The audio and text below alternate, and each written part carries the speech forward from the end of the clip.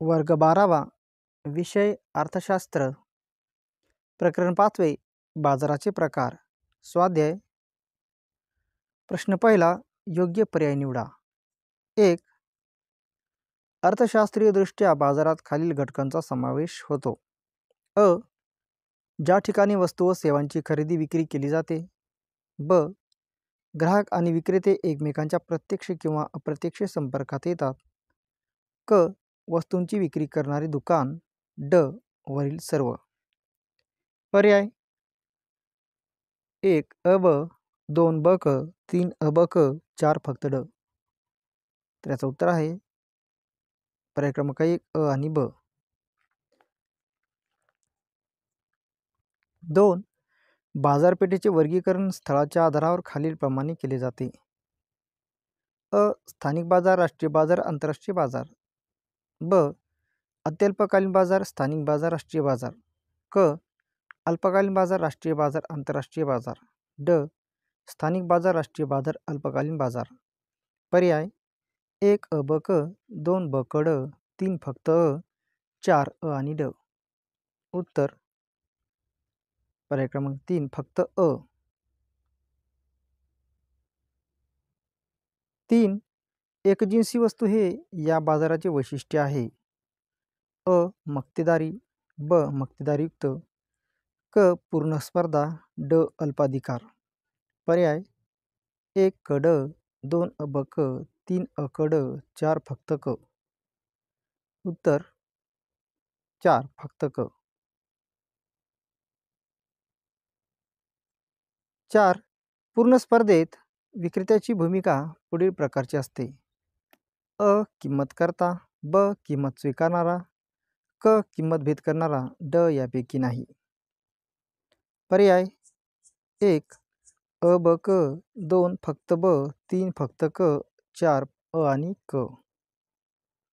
तर याचं उत्तर आहे पर्याय क्रमांक 2 फक्त ब. प्रश्न दुसरा अर्थशास्त्रीय योग्य पारिभाषिक शब्द सुचवा. 1. काही विक्रेते असलेला बाजार. उत्तर अल्पाधिकार. 2. मागणी वक्र व पुरवठा वक्र एकमेकांना ज्या बिंदूत छेदतात असा बिंदू. समतोल बिंदू. 3. वस्तूची विक्री वाढवण्यासाठी करावा लागणारा खर्च. विक्री खर्च. 4. एकजिन्सी वस्तूंचे उत्पादन करणाऱ्या संस्थांचा समुदाय. उद्योग. 5. एकच वस्तू व सेवेसाठी वेगवेगळ्या ग्राहकांना वेगवेगळ्या किमती आकारणे. मूल्यभेद.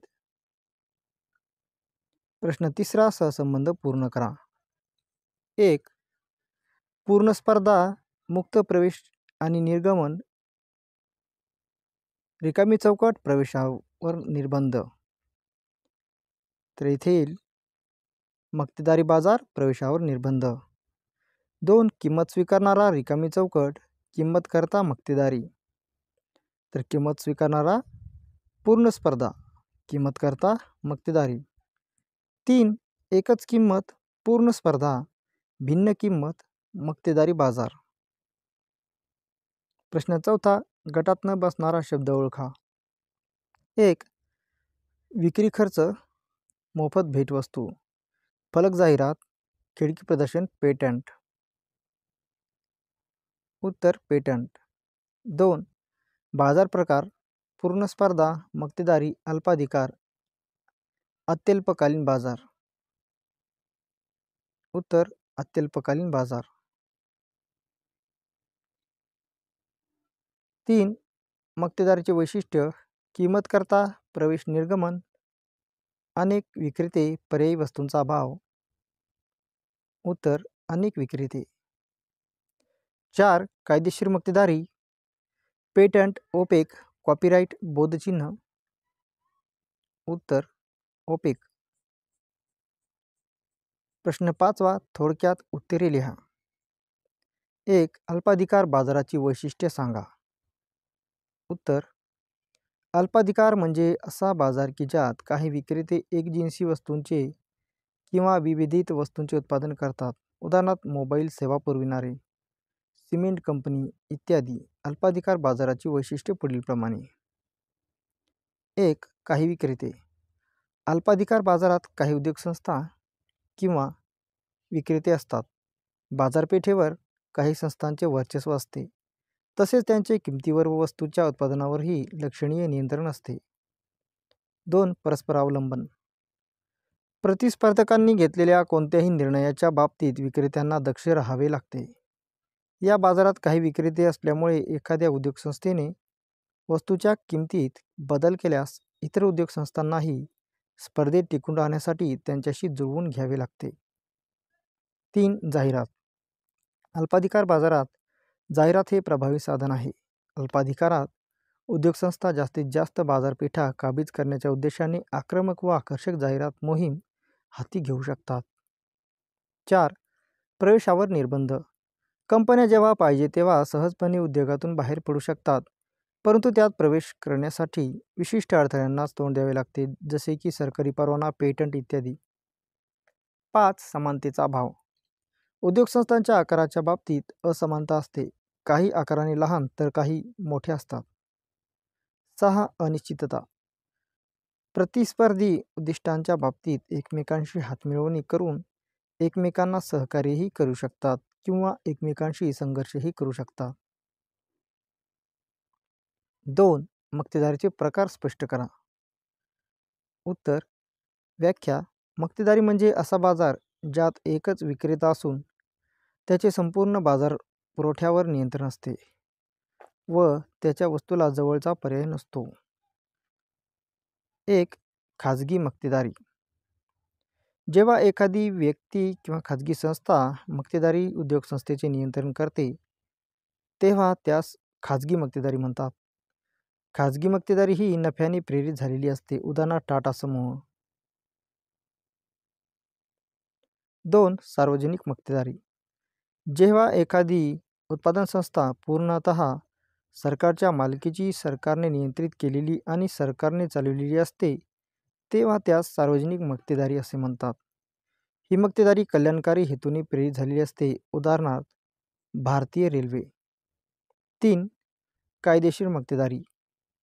पेटंट, बोधचिन्ह, स्वामित्व अधिकार यासारख्या शासनाच्या कायदेशीर तरतुदीमुळे निर्माण झालेल्या मक्तेदारीस कायदेशीर मक्तेदारी असे म्हणतात. नोंदणीकृत झालेल्या चिन्हाचे किंवा आकाराचे इतरांना वापरण्यास मनाई केली जाते. उदाहरणार्थ अमूलची उत्पादने. 4. नैसर्गिक मक्तेदारी. विशिष्ट स्थल, हवामान, पर्जन्यमान इत्यादी नैसर्गिक परिस्थितीमुळे निर्माण झालेल्या मक्तेदारीस नैसर्गिक मक्तेदारी असे म्हणतात. उदाहरणार्थ पंजाबचा गहू. 5. साधी मक्तेदारी. साध्या मक्तेदारीत विक्रेता किंवा उद्योगसंस्था एका प्रकारच्या उत्पादनासाठी सर्व ग्राहकांना एकच किंमत आकारते. 6. मूल्यभेदात्मक मक्तेदारी. मूल्यभेदात्मक मक्तेदारीत उद्योगसंस्था एकाच प्रकारच्या उत्पादनासाठी वेगवेगळ्या किमती आकारते. उदाहरणार्थ डॉक्टर वेगवेगळ्या रुग्णांकडून वेगवेगळी फी आकारतात. 7. ऐच्छिक मक्तेदारी. गळेकापूस स्पर्धा टाळण्यासाठी काही मक्तेदार स्वेच्छेने एकत्र येतात व मक्तेदारांचा गट स्थापन करतात. उत्पादित केलेल्या वस्तूंची विक्री करून महत्तम नफा मिळवणे यामुळे सोयीचे होते. उदाहरणार्थ ओपेक. प्रश्न 6. खालील तक्त्याचे निरीक्षण करून प्रश्नांची उत्तरे लिहा.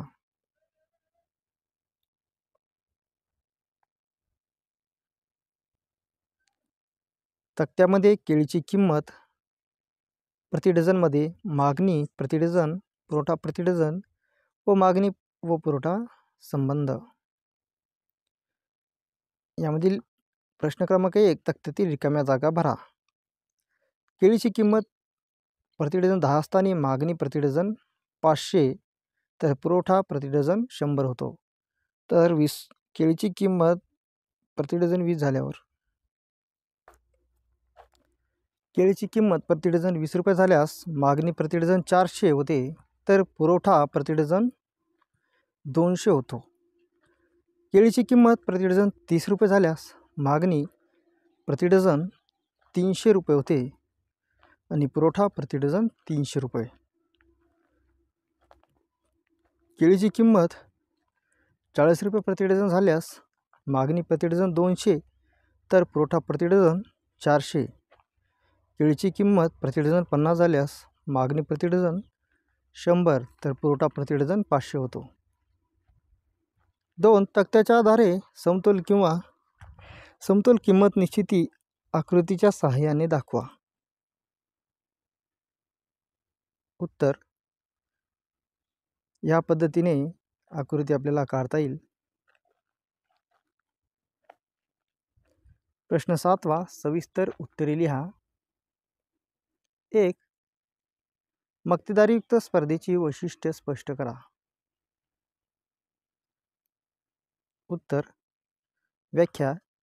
चेंबरलिन यांच्या मते मक्तेदारयुक्त स्पर्धा म्हणजे अशी स्पर्धा की ज्यात अनेक विक्रेते अगदी जवळचा पर्याय असलेल्या परंतु पूर्ण पर्याय नसलेल्या वस्तूंचे उत्पादन करतात.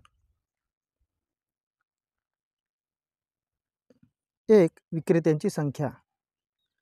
मक्तेदारयुक्त स्पर्धेत विक्रेत्यांची संख्या जास्त असते परंतु तुलनेने पूर्ण स्पर्धेतील विक्रेत्यांपेक्षा कमी असते.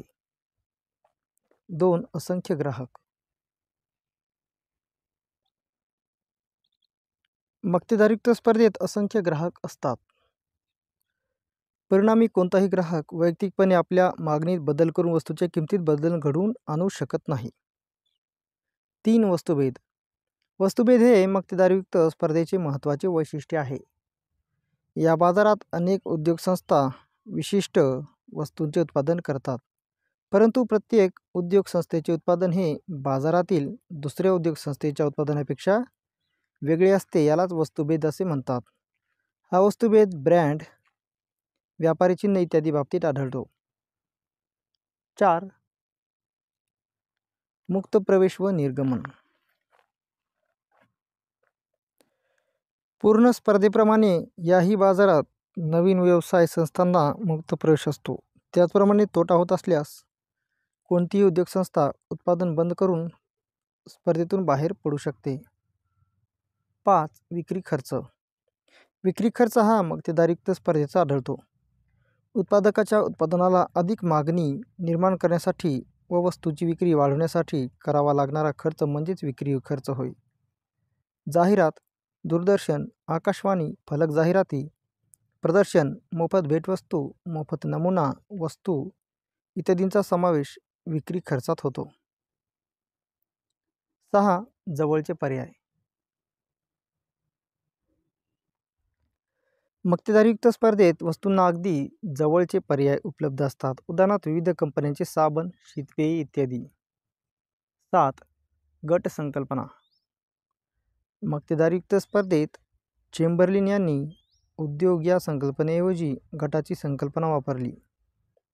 एकजिन्सी वस्तूंचे उत्पादन करणाऱ्या संस्थांचा समुदाय म्हणजे उद्योग होय, तर एकमेकांना जवळचा पर्याय असणाऱ्या व वस्तुभेद निर्माण करणाऱ्या संस्थांचा समुदाय म्हणजे गट होय. उदाहरणार्थ औषध उत्पादित करणाऱ्या संस्थांचा समूह. प्रश्न 2. पूर्ण स्पर्धेची वैशिष्ट्ये स्पष्ट करा. उत्तर व्याख्या. ज्या बाजारात एकजिन्सी वस्तूचे असंख्य ग्राहक व असंख्य विक्रेते असतात अशा बाजारास पूर्ण स्पर्धा असे म्हणतात. वैशिष्ट्य. 1. असंख्य ग्राहक व विक्रेते. पूर्ण स्पर्धेच्या बाजारात ग्राहक व विक्रेत्यांची संख्या असंख्य असते, त्यामुळे एका ग्राहकाचा मागणीवर व एका विक्रेत्याचा पुरवठ्यावर कोणताही परिणाम होत नाही. 2. एकजिन्सी वस्तू. पूर्ण स्पर्धेच्या बाजारात उत्पादित झालेल्या व विक्रीसाठी आणलेल्या वस्तूंचे सर्व नग एकजिन्सी असतात, म्हणजेच ते रंग, रूप, आकार, चव, दर्जा व वेष्टम इत्यादी बाबतीत एकसारखे असतात. 3. एकच किंमत. पूर्ण स्पर्धेत एका वस्तूचे सर्व नगांची किंमत सर्वत्र समान असते व ती मागणी पुरवठ्यावरून निश्चित झालेली असते. 4. बाजाराचे पूर्ण ज्ञान. ग्राहक व विक्रेत्यांना बाजारपेठेचे पूर्ण ज्ञान असते, त्यामुळे ते वस्तूला प्रचलित किमतीपेक्षा जास्त किंमत ग्राहक देत नाहीत. तसेच विक्रेतेही जास्त किमतीला विक्री करू शकत नाही. 5. मुक्त प्रवेश व निर्गमन. कोणत्याही नवीन उद्योग संस्थांना पूर्ण स्पर्धेच्या बाजारात प्रवेश करण्याचे आणि बाजारातून बाहेर पडण्याचे पूर्ण स्वातंत्र्य असते. 6. वाहतूक खर्चाचा अभाव. पूर्ण स्पर्धेत वस्तूची किंमत सर्वत्र सारखी असते, कारण या बाजारात वाहतूक खर्च स्थिर गृहीतक धरला जातो. यामुळे किंमत सर्वत्र सारखी राहते. 7. सरकारी हस्तक्षेप नाही. निरहस्तक्षेप धोरण हे पूर्ण स्पर्धेचे महत्त्वाचे वैशिष्ट्य आहे. याचा अर्थ किंमत व इतर निर्णय शासन घेत नाही. 8. बाजाराचे पूर्ण ज्ञान. ग्राहक आणि विक्रेते यांना बाजारपेठेचे पूर्ण ज्ञान असते. प्रत्येक ग्राहकाला आणि विक्रेत्याला वस्तूची किंमत, गुणवत्ता, दर्जा याविषयीचे पूर्ण ज्ञान असते.